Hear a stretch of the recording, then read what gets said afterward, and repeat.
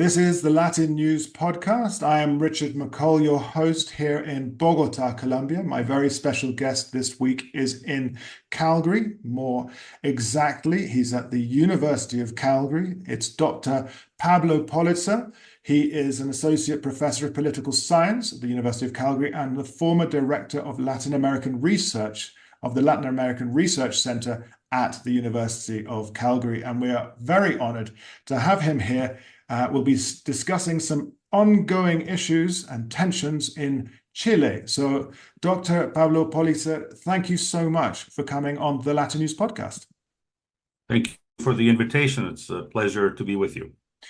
Well, you're originally from Chile. You've been there in Calgary and in Canada for a long time, but of course you are an expert on sort of, let's say, comparative politics and armed actors in these countries. And this is what we're going to talk about. We have to talk about the Mapuche conflict that is taking place and has been going for some time, technically since the 1870s in Chile. Perhaps you could put it into historical context for us and the listeners. Sure. I would go back even further than the 1870s. This is a conflict that dates back all the way to the time that the Spaniards arrived in Latin America and in Chile in the 1500s, in the early 1500s. And so that history of the attempt by the Spanish Empire to conquer the Mapuche, of course, they conquered the rest of Latin America. But the Mapuche are a really interesting group insofar as this is the only indigenous group in Latin America that resisted the imposition of Spanish colonial rule. They are the largest indigenous group in Chile. They're in the south of the country, from the center to the south of the country. There's some other indigenous groups, Aymara, Quechua-speaking groups of various types in the north of the country. The north is much more sparsely populated. The south is a more temperate zone, and it's more densely populated. So the Mapuche are concentrated in the southern part of the country, south of Santiago, although historically they would have extended, they would have been they would have lived up as far north as the middle of the country where the capital is right now. So when the Spaniards arrive, they try to impose their control over the Mapuche areas, but they don't succeed. And the Mapuche to this day are very proud of the fact that they held out for so long against the Spaniards for about 300 years. In fact, it was a history. It was called the Guerra de Arauco, the Arauco War, where there were moments of intense conflict. There were other moments of peacemaking, but essentially the Spanish crown was never able to impose its rule on the Mapuche. And it's actually really interesting that so Chile gains independence with the rest of Latin America in about 1810. And the last governor of the Spanish crown, representing the Spanish crown, a fellow by the name of Ambrosio O'Higgins, whose son would become the liberator of Chile, Bernardo O'Higgins, a very important, very famous figure, kind of like the George Washington, the Simón Bolívar, Chilean history. But his father was the last governor. And it would have been very common for the representatives of the crown before independence to speak the Mapuche language, Mapudungun, because it was simply the language of diplomacy. They had diplomatic relationships between the crown and the Mapuche authorities in the south of the country. So it was important to speak the language.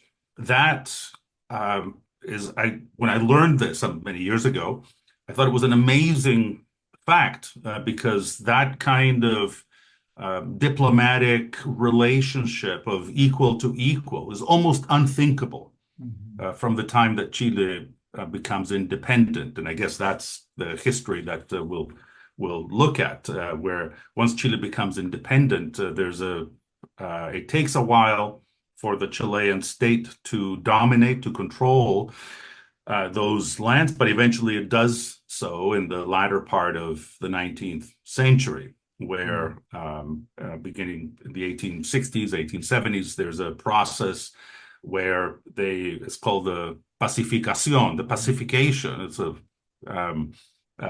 it's a poor name for this because it was essentially a brutal imposition, military occupation of these lands. They were taken by force. And the relationships between the Mapuche groups and the Chilean state have remained fraught ever since and to this day. A pacification of this nature, would it be all right to say that it was a type of extermination? I mean, rather than no, it's a misnomer. The Chileans call this the pacification, but it really was a brutal imposition with a great deal through force. And the Mapuche communities their lands were taken over, they were dispossessed, and they were given what was, again, I love the terminology. They were called reducciones, the reductions. That gives you an exact idea, tells you what exactly happened. They were pushed out from the very fertile, very valuable lands in the Central Valley of that region, very good fertile lands, into more faraway lands, less fertile, less valuable, less desirable lands in the mountains and other places. And so they were put into these not reserves, but reducciones, where they were reduced into these places and given title to some portions of land, but then the fight on the part of the Mapuche to regain title to those lands, regain control, territorial autonomy is a fight that remains to this day. And we can go into some of the contemporary issues there, and I mean it's a long, complicated history, but that's part of what we're trying to understand is what that looks like today, I guess. But of course, this carries through. I can imagine the issues of a pacification and las reducciones, and again, as these great terminologies, I can imagine that this runs deep in an oral tradition within the Mapuches. You grow up knowing that your ancestral lands have been taken from you by force. And so this, I would suppose, plays into the key issues of the demands for land rights, the demands, these tensions with entrenched forestry companies and large farming estates. Has anything ever been done to try and sort of placate this conflict, this unease? Sure. There's been many ways in which different Mapuche groups have attempted to fight for their rights. And one of the things that's also critical to understand in this context is that in Chile, the way in which indigenous politics have taken place and indigenous interests are represented is different than in other parts of Latin America or indeed the Americas. So, for example, here in Canada, there is an Assembly of First Nations. There's kind of a parallel, it's a legally institutionalized parallel, almost parliament that has the function of representing indigenous interests in front of the Canadian state, and it's an officially recognized institution. In other parts of Latin America, indigenous groups have, for example, in Colombia, they have special seats and representation in the Congress. In other places, there are institutions that have as their function the function of representing indigenous interests to the National Congress. But in Chile, that's never been quite the case, and certainly not with the Mapuche community. So the Mapuche don't have a single body that represents their interests. There's a very broad range of Mapuche interests that go from the left to the right, and there's lots and lots of different agendas and policies that have been put forward, but there isn't a single representative body. And so over years, during the 20th century, for example, there were efforts to have, let's say, a Mapuche party that came up in different places. There were some Mapuche politicians that entered politics. And there were also, especially during the middle of the 20th century, efforts to advocate for the people who lived in the rural areas, most of whom were either Mapuche or Mestizo, or somewhere in between. Sometimes they identified as indigenous, other times they identified as Mestizo. But there were efforts to advocate for the interests of the peasants, essentially, people who lived on the land. There was successful land reform in Chile in the 1960s, so the rights of the peasants were really important as part of the land reform. There was also a parallel effort of land reform in Colombia during that time, which didn't work. And in Chile, the land reform did work. It actually did succeed in breaking up these large land holdings. And many of the people who benefited from that were themselves Mapuche. They were campesinos who may or may not have identified as Mapuche, but they were essentially Mestizo or Mapuche. Sometimes they did identify, sometimes they didn't. During the dictatorship, it comes to power in 1973, one of the key things that happens during the dictatorship, this is before Margaret Thatcher, before Ronald Reagan, it's the first neoliberal regime that comes to power anywhere in the world. And so in 1974, beginning 74, the Pinochet dictatorship with the advice of what were called the Chicago Boys, these neoliberal economists, they try out the first neoliberal policies of radical privatization, deregulation, and so on, policies that are by now very familiar in the rest of the world that were first tried out in Chile. So what happens is that there's, for decades, this new system that is really based on the sanctity of private property. So how that matters for the Mapuche is that one of the things that the Pinochet regime does, and that system then continues after the end of the dictatorship in the 1990s, is the privatization of lands, certainly in the south of the country.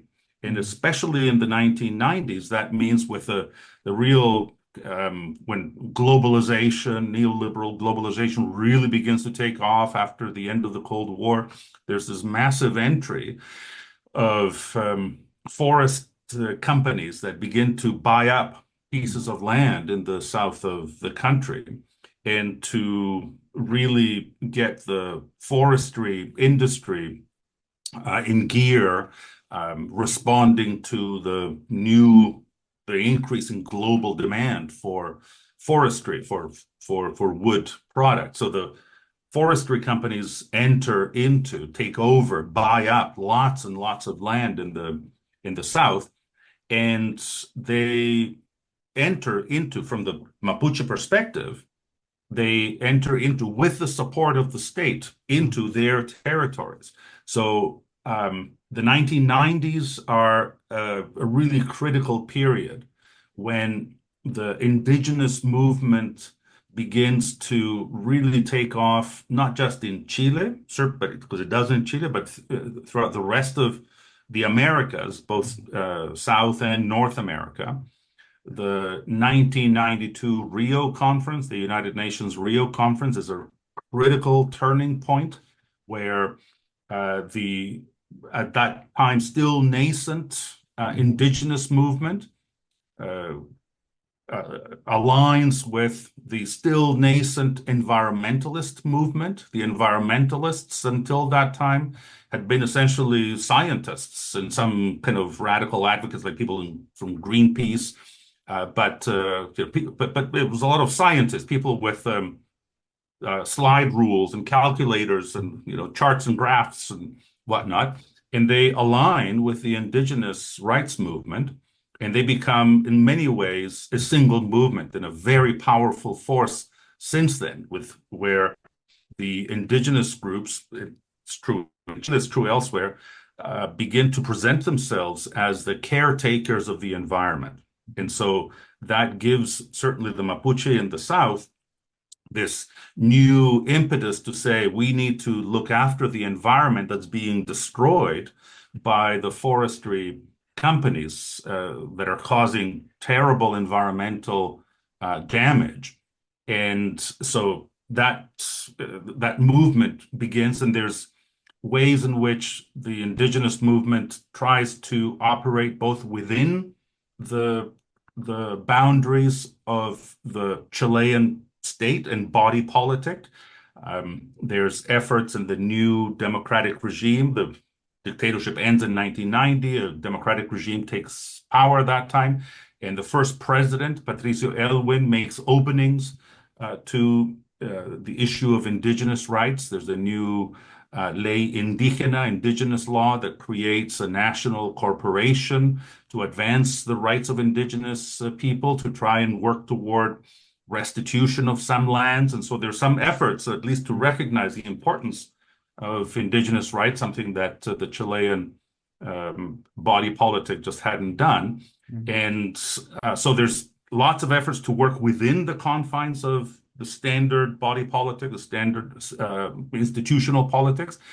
But there's also increasing efforts to go beyond that in more radical Mapuche groups that begin to use even violence, acts of violence against the forestry companies, sabotage, arson, and so that begins to occur in the 1990s, and then certainly takes off in a more serious way in the 2000s. One thing I should note also, the really key issue, is that Chile, the Chilean constitution, is the only Latin American constitution, apart from Uruguay.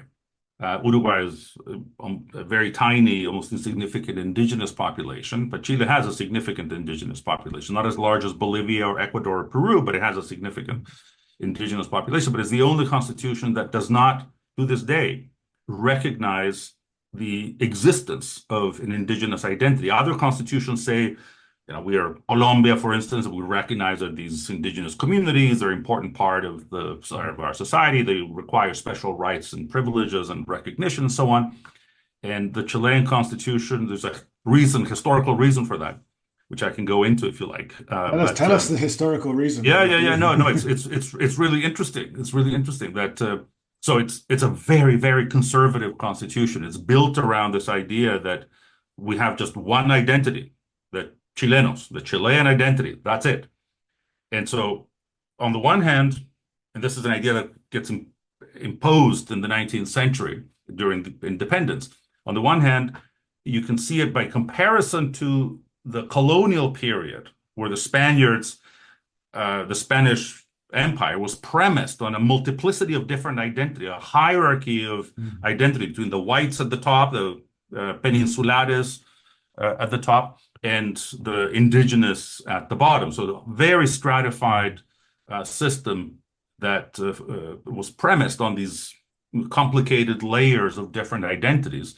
The Chilenos, beginning in 1833, and that's a key date, impose a conservative, a new constitution that recognizes just one identity, Chilean identity.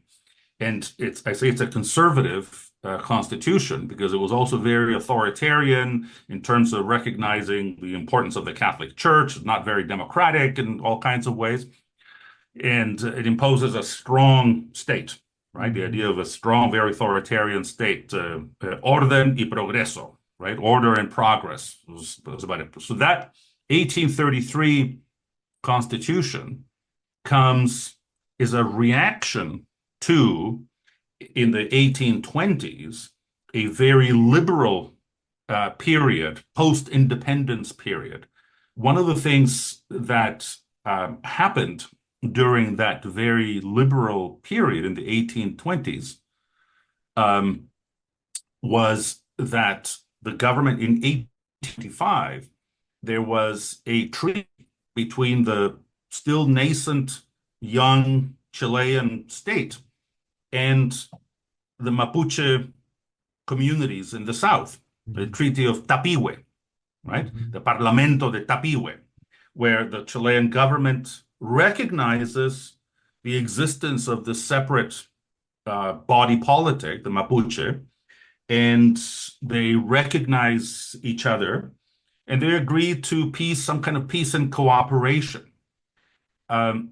And so that was done in the 1820s under a very liberal Chilean administration that recognized territorial autonomy and decentralization.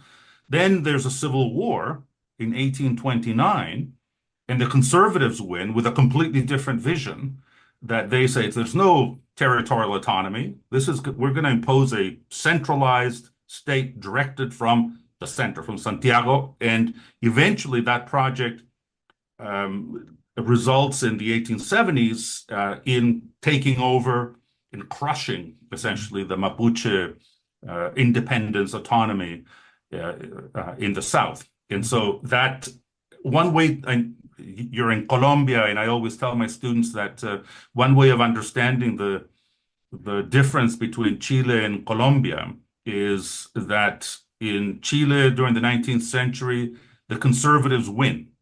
And in Colombia during the 19th century, the liberals win.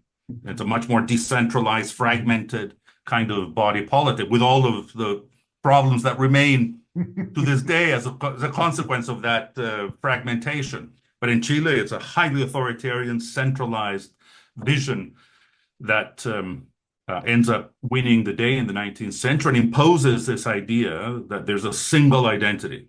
We're not going to recognize other identities, just a single Chilean identity. And in many ways, that's been the fight that continues to this day. As you know, there's been attempts to reform so that 1833 constitution was replaced by another constitution in 1925. That eventually gets replaced in 1980 during the dictatorship by a still very conservative, very neoliberal constitution that's to this day, as I mentioned before, does not recognize even the existence of an indigenous identity. And that's been a big part of the efforts to overcome this conservative legacy. There's just so much entrenched in I would say, this historic legacy here. I can see it. Just a quick question to put it into more context as well. What percentage of the population, entire population of Chile is made up by the Mapuche community? It's about indigenous community. It's about 15% of the population. So it's not 60%. Like in Bolivia, it would be the majority of the population, but it's a significant minority. I think so. Of that, most of the population, of the indigenous population, maybe don't quote me on this. I know this is being recorded, but it's the majority of the indigenous population is Mapuche. There are some other groups, like for example, Easter Island, some Aymara groups in the north that matter, but they're in the minority within the indigenous community. The Mapuche really dominates the indigenous population. Well, I'd say that a 15%, as you say, is very important and sizable. Obviously not huge, but sizable for a population. And when the Mapuche are, taking on a political stance and making very correct claims. Are they an entirely united entity, or is it quite fragmented? It's quite fragmented. Mm-hmm. It's actually very interesting. There's no single political body that represents Mapuche interests or that resolves internal Mapuche conflicts. There's many Mapuche communities and parts of Mapuche society that are very happy being in the Chilean state. Maybe even most would be happy being in the Chilean state. Others don't recognize the legitimacy of the borders of the Chilean state.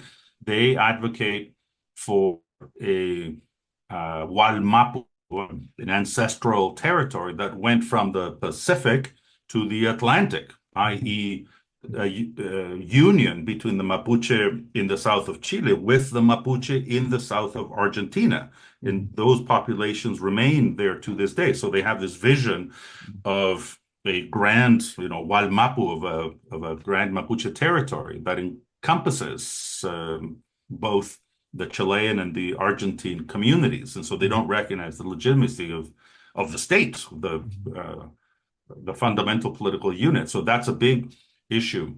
And it's interesting to compare. I mentioned that there's indigenous groups in the north, Aymara and other groups in the north, far fewer in terms of numbers, but their political organization is quite different in the sense that they do have a body that tries to represent their interests and resolve internal conflicts. In the north, the Atacama Desert is very dry, the driest desert in the world. There's a number of different indigenous communities, and they've created, in the 90s, they created something called the Consejo de Pueblos Atacameños, the Atacamanian People's Council. And what that does, and this is not something that was created by the Chilean state, this is simply a bottom-up, a grassroots kind of organization that for decades has fought to get a place at the table, public sector, private sector, where they're taken seriously. What they do is they represent 18 different Atacamanian communities in the Atacama Desert. And there's all kinds of conflict in between them over all sorts of things, but they serve as the council serves as basically a parliament to resolve those internal conflicts. And on that basis, then advocate for their interests in front of the public sector or the private sector. But there's no Mapuche People's Council. It doesn't exist, right? So there's many communities that are very happy with, let's say, the local politics, the mainstream politics in Chile. Other communities are very unhappy. There's lots of conflict between different communities, right? Between different families, different groups, but those conflicts are latent. There's no official organization, nothing the equivalent of the Atacamanian People's Council in the South. And it makes for a lot of fragmentation. Definitely. So the word conflict is coming up a lot. I think we need to jump on. And I'm curious about these, and you've mentioned them previously, but the militant Mapuche groups coming through and the violence that has been meted out. And I don't dare pronounce them correctly, but I'm looking at one as the Coordinadora Arauco Mayeco. I'm looking at another one as the Huichan Auca Mapu, Resistencia Mapuche Mayeco. That's how influential are they really? And I'm just thinking, because there has been violence, there have been issues, and as you said, sabotage. Could they have been? Well, they were behind, I think, some Mapuche radicals. Could they have been behind the murder of the three carabineros, as the police are known in Chile, and the burnt out car, this massacre by is this what's really going on in the countryside? Yeah, it's a very fraught, complex issue. So as I mentioned, you're right. Since the 1990s, first there was a um, an initial group that wanted to advocate for Mapuche interests that did not use violence, essentially. So that there was a first, it was called the Consejo de Todas las Tierras. And the leader of that group is still around and has sometimes goes to international conferences, but doesn't have a lot of support, a big kind of massive support behind him. But that was so while the first government after the dictatorship, Patricio Aylwin's government, made some openings toward recognizing and dealing with the problem of indigenous rights and opening up to this question of indigenous rights and creating the Consejo, the special office to deal with indigenous land claims. There was one group that decided to be more radical and advocate for the rights of Mapuche people from, like I say, from the Pacific to the Atlantic, so not even recognize the boundaries of the Chilean state. But then this other group, the CAM, the Consejo the Arauco Mayeco, begins to operate in the late 1990s and becomes more radical in the sense of taking up arms, but against causing damage against property. So there were property crimes, arson and other kinds of sabotage. Arson, they would set actual lands on fire, or also damage the equipment of forestry companies. They wanted to get the forestry companies out, but also advocating for this broader vision of the Walmapu. So since then, it's fair to say that the way in which the Chilean state has responded to this challenge has also been very poor in the sense of responding in a typically brutal way. Think of the kinds of brutality that occurred during the dictatorship, the Pinochet dictatorship in the 70s especially. And the Carabineros, which were an integral part, the Carabineros, the police force, the integral part of the dictatorship, were never really reformed. After the end of the dictatorship, they continued a lot of their basic modus operandi, and they have used very heavy-handed tactics that have also included even framing supposed Mapuche activists, framing them to try them and put them in jail for crimes in the south. So there has been an increase in violence on the part of some Mapuche groups. The response by the Chilean state has been heavy-handed, brutal, very kind of ham-fisted in all kinds of ways. There was a new anti-terrorism law. Those groups were charged with the crimes of terrorism that led to all kinds of legal, questionable legal alternatives, including the use of unidentified anonymous witnesses who testified to put people in jail. So, a lot of excesses that have been criticized by human rights groups. Since the Coordinadora Arauco Mayeco, CAM, a number of other groups have also appeared who think that if the CAM was a critique of the Consejo de Todas las Tierras, because they thought that they weren't going far enough, then some other groups are now in operation, which are critiquing the CAM for themselves not going far enough. And so we've gone from crimes of property against forestry company trucks and installations and so on and so forth, to now crimes against people. Okay, so there have been the levels of violence in the south of Chile are nothing compared to the levels of violence in Colombia, for example, or in other parts of the region, but they have increased over the past decade and a half or so. Part of that is because of the ham-fisted way in which the Chilean state has responded, but also there has been an increase in the operations of some radical Mapuche groups. There's been some people who have been killed, and so there's people in jail for the assassinations. Again, we're talking very few, very small numbers, half a dozen people, or right? So a handful of victims, but serious in the context of a country where those levels of violence are generally low. Mm-hmm.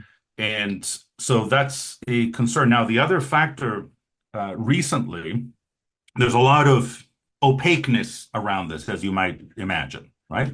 The other factor recently that has been significant is the entry into Chile of narco influences. The problem of the narcos is now general throughout the continent. We've seen how countries like Ecuador, for instance, where previously that kind of violence was unheard of, have seen the massive entry of the gangs, the narco trafficking problem into the country in a really serious way. Also countries like Uruguay, Chile, Costa Rica, that previously were very peaceful. This kind of thing was not really a part of the problem. Now are seeing the influence of this. And so this is early days. I know people, some colleagues who are doing fantastic research on this, trying to get a sense of the extent of the influence. That's not just in the south, mostly in the port areas and Santiago as well. But there is evidence of that kind of criminal influence in the south as well. There's evidence of that there's criminal interest behind, for example, the theft of wood from forestry companies. What interests are behind this, how they what groups, how they operate, who's involved, still very opaque, and we're trying to figure out what that looks like. But that is another dimension of this conflict where, just like in Colombia, the difference between the political conflict and the criminal conflict is often very blurry. We're seeing some of that same fuzziness and blurriness in Chile as well. So there are political demands. There's some very legitimate political demands people are trying to channel through legitimate means. Right now, there's a commission, especially created commission by Gabriel Boric. We haven't even talked about the constituent process and the failure of the proposed new constitutions. We can talk about that. So there were these efforts to channel the very legitimate political demands that are being brought forward by the indigenous communities, Mapuche first and foremost, but other indigenous communities, to overcome this long-standing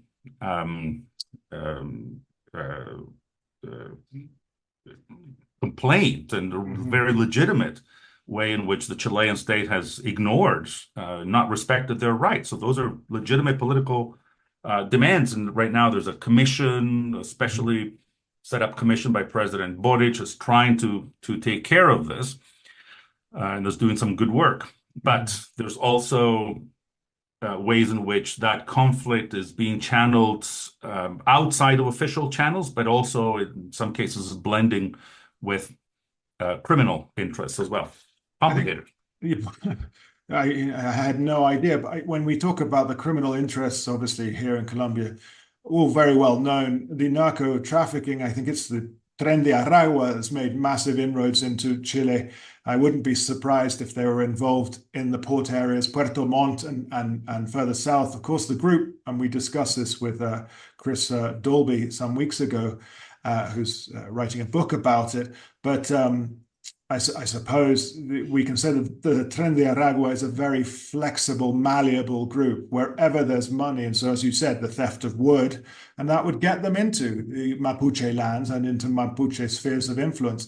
But rather than dwell on this, you were mentioning again the presidential commissioner as Victor Ramos, if I'm not mistaken, and he was working with experts on land, indigenous rights, reparations, and so on. And this is aimed to be finished around January 2025, the bicentenary of something you mentioned previously, the Treaty of Tapiwe. And do we think it's going to be ready? Because I know it would explicitly recognize the territory. I think it's south of the Biobío River. Did I say it right? That's right. Yeah. As Mapuche land. Will it hit that deadline? And then finally, because I mean, I'm finding this absolutely fantastic, but and so very interesting, but we don't have all the time in the world. But finally, there was so much hope, I think, as Boric came into power, that a new constitution could be, a constitution could be improved, let's say, to accept that, it's not just one identity, the Chileno identity. My concern comes out is obviously you've got Boric here in power and potentially the right coming in at the next election. Is it Cast? Will everything swing back to another hard authoritarian, conservative, Catholic? How would you say that the frame that we've seen before? I've said a lot, but there's a lot to say. Yeah. So I'm a political scientist. I'm the last person who will speculate on who the winner of the next election is going to be. Generally, political scientists are pretty terrible at, or at least, just it's a 50-50 guess.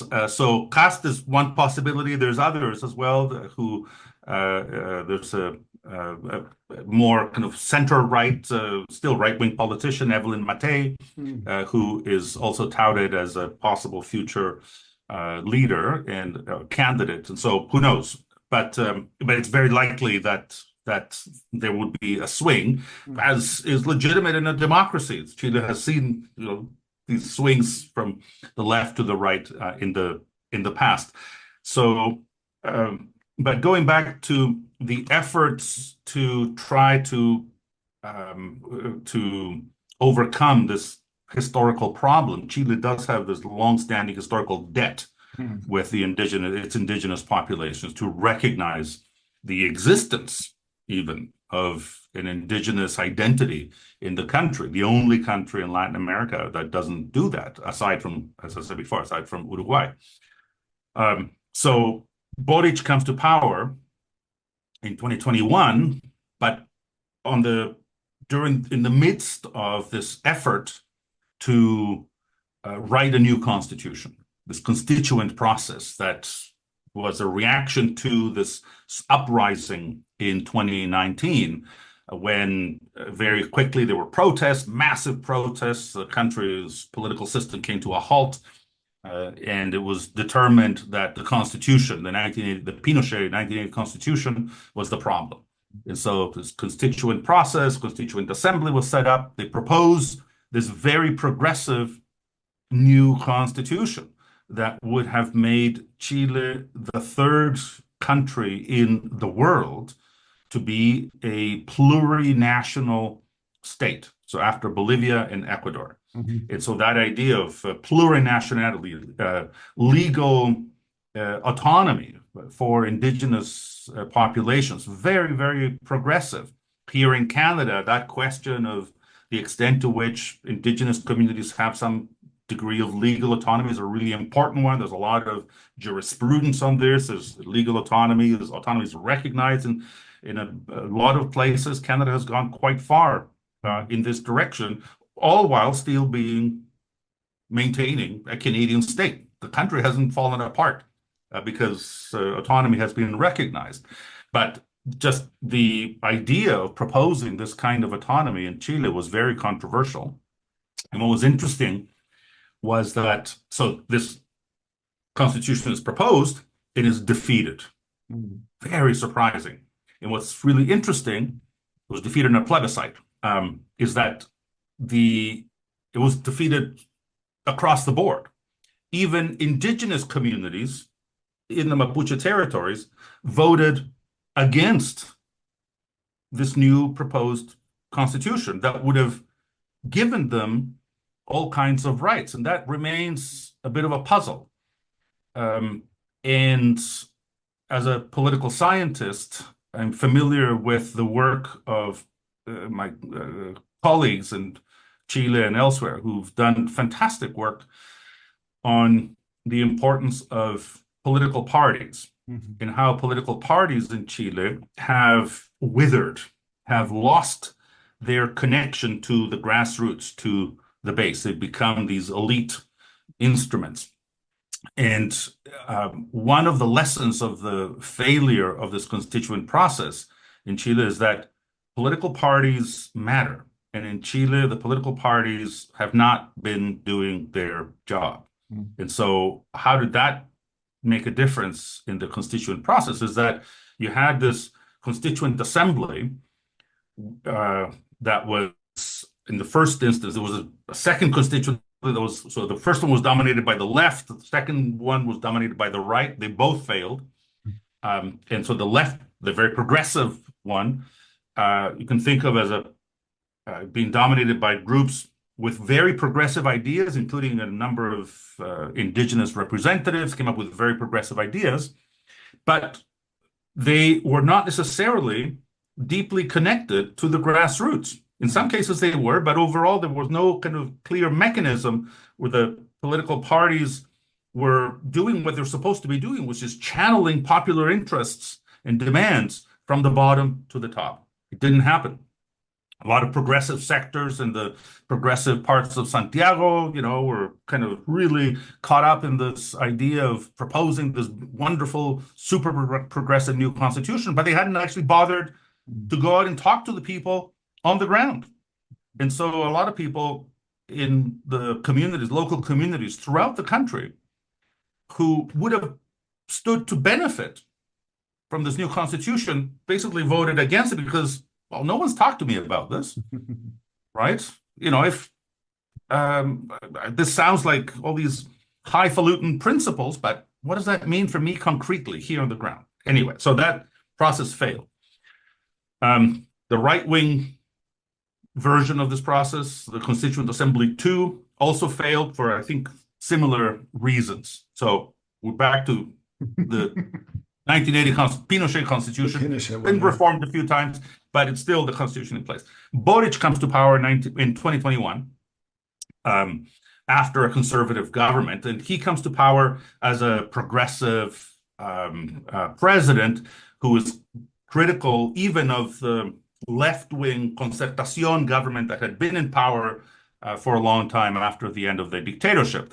So the Boric sector is these young students. They come to prominence about 15 years ago and really critical of the whole system, left to right, right? And so one of the first things that Boric does, he arrives basically saying, okay, now we're the good guys with regards to the Mapuche. We know that there's been this long-standing Mapuche conflict. And so the first thing that his then Minister of Interior, a woman by the name of Isquia Siches, does, she comes from the medical establishment and, very strong, very progressive figure, and but made a really big mistake. The first thing that this newly installed Minister of Interior does when assuming power is she leads a big delegation down to the south to the most conflictual, tricky community in the Mapuche territory, saying, okay, here we are, we're open for business, we're going to talk. And so she'd been invited by one of the leaders there, but, there's a bunch of other people in that territory as well. It's not just one leader, and hadn't really done the homework of kind of building up preparing the ground to allow for this kind of high-level meeting. And so she arrives with a big delegation, cards, and so on and so forth for this meeting. And off in the distance, there's shots fired in the air. Essentially, others in the community saying, you're not welcome here. And that was the end of that opening. Was a political disaster, especially right at the very beginning. And so the Boric government has moved from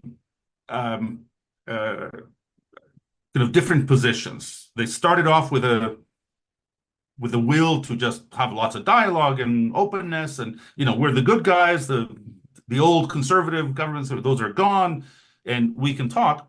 That didn't work. So they've now moved into a position where they've been very supportive of much more even hardline security policies, supporting the police. The new Minister of Interior who replaced Iskia Siches is very supportive of the police, and the levels of violence in the South have actually gone down, which a lot of people have noticed and think is a good thing.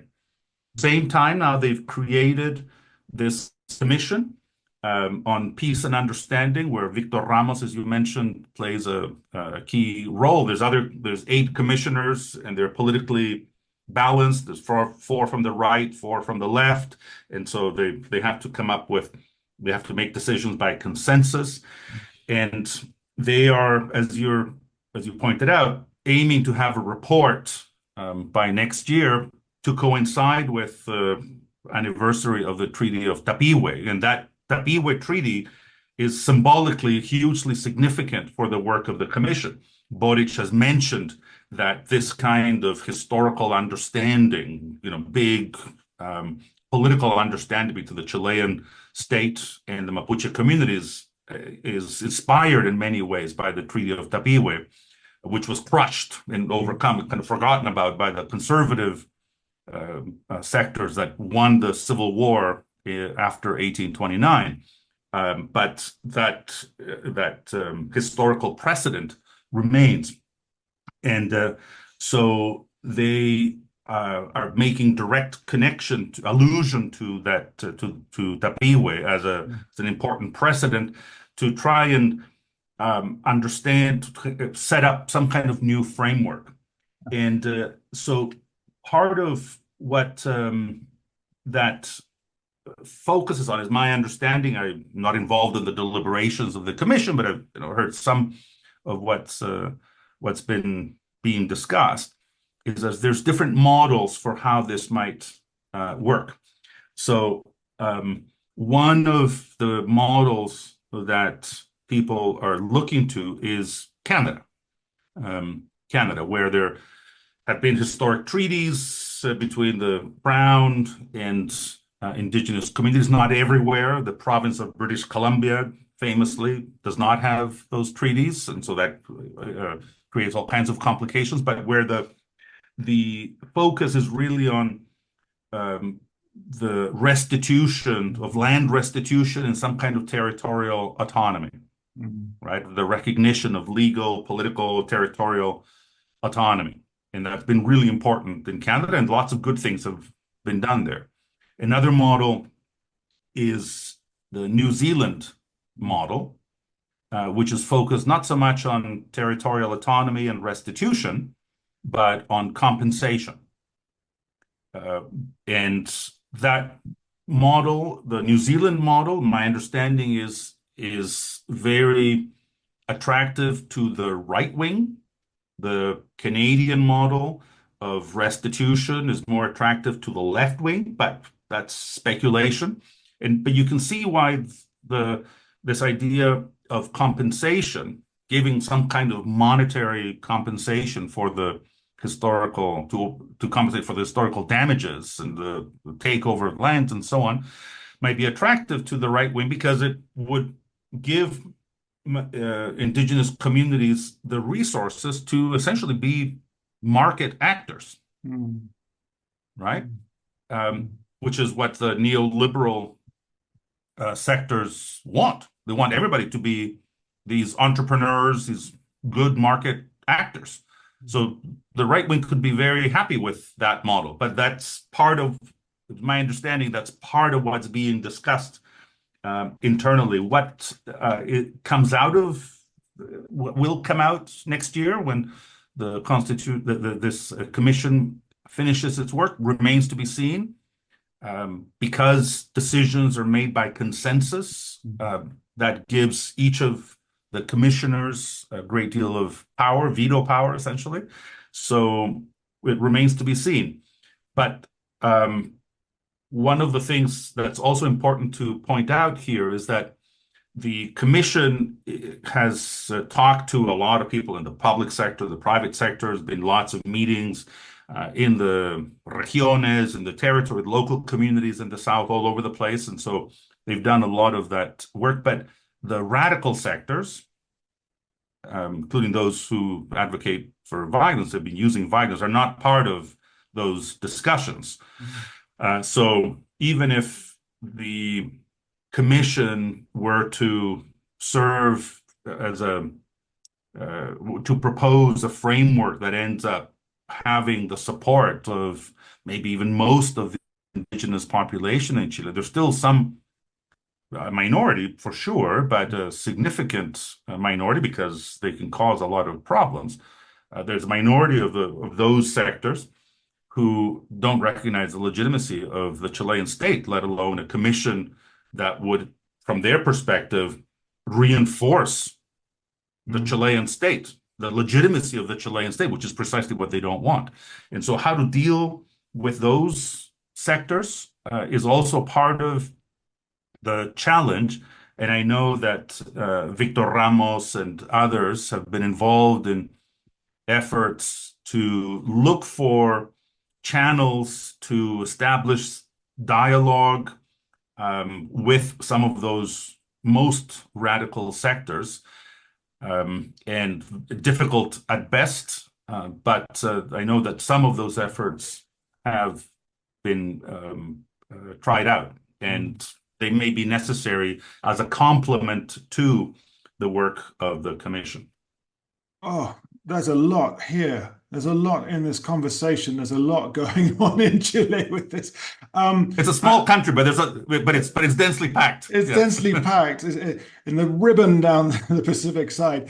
Well, I think we need to wind this down. We need to wind this down, Dr. Pablo. But there's something here. Is everything, not everything, but so much seems to hinge on this bicentenary of the Treaty of Tapaway.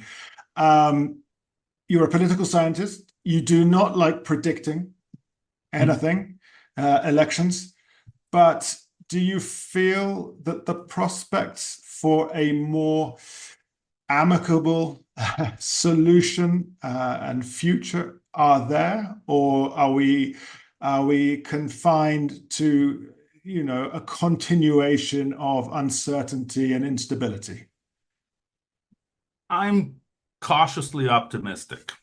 I'm cautiously optimistic in part because the recent experiences of failed constituent processes with the constituent assemblies have left people really quite, I think, frustrated.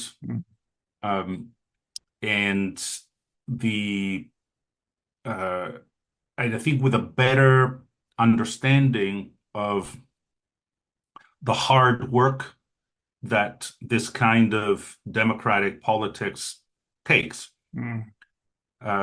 People describe famously, I don't remember who should know this as a political scientist, who the original quote is from, but define democracy as the slow boring of hard boards. So it's it's painstaking work, and that work requires the hard work of political parties, and that's where I think the challenge is that many political scientists have pointed out correctly that political parties in Chile have not been doing their work, have been very poor at doing that slow boring of hard boards to really bring the legitimate concerns of people at the on the ground to the mainstream of the political system. So I think with a better understanding of that, with a much more kind of sober analysis of the real problems after the failure of this constituent process that really excited a lot of people, made a lot of people very hopeful. So people are, I think, disappointed, but more kind of sober after a period of great possibility that ended up not working. But now we see that there's a lot of hard work to be done, and I think people are willing to do that hard work. Well, thank you so much. Thank you so much for your insights and really quite incredible depth of knowledge on a subject that I know will capture the listeners' attention and interest, because it's really beyond the sort of beyond academia and beyond the Chilean news media. There's very little actually covered about this issue, something that, well, it's becoming increasingly important across the world. And you've alluded to Colombia, you've alluded to Canada, New Zealand, and so on, and of course, Argentina as well. And so therefore we can see the importance of this in future, let's say, debates around identity in especially in Latin America, but not least Latin America, but elsewhere in the world. So let me take this moment to say thank you so much to Dr. Pablo Policzer, who is an associate professor of political science at the University of Calgary in Canada. He is also the former director of the Latin American Research Center at the University of Calgary as well. It has been an absolute pleasure and really very captivating. Thank you for speaking to us on the LatinNews Podcast. Thank you. It's been my pleasure. So I've been Richard McCall here in Bogota, Colombia. This has been the LatinNews Podcast. We will be back in a fortnight with further conversations about important topics from the region. Thank you for listening, and bye-bye.